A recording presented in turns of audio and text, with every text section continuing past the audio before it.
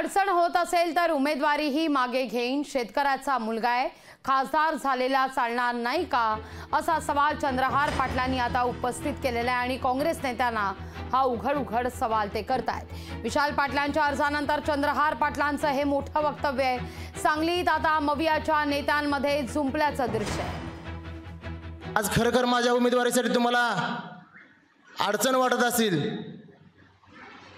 त्रास वाटत असाल तर आज सर्व कॅमेऱ्याच्या पुढे सर्वांच्या पुढे मी आज जाहीर माघारी घ्यायची तयारी आहे माझी। फक्त आपल्या मित्रपक्षांनी एवढं जाहीर करावं की शेतकऱ्याचा पोरगा खासदार म्हणून उमेदवार म्हणून चालणार नाही। तुझ्या पाठीमागे कुठला कारखाना नाही, तुझा बाप आमदार नव्हता, खासदार नव्हता, तुझा बाप मुख्यमंत्री नव्हता किंवा तुझा आजोबा मुख्यमंत्री नव्हता म्हणून तुला आज उमेदवारी ही देत नाही। माझी जाहीर आज माघार घ्यायची तयार आहे। ही फक्त काँग्रेस पक्षानं जाहीर करावं।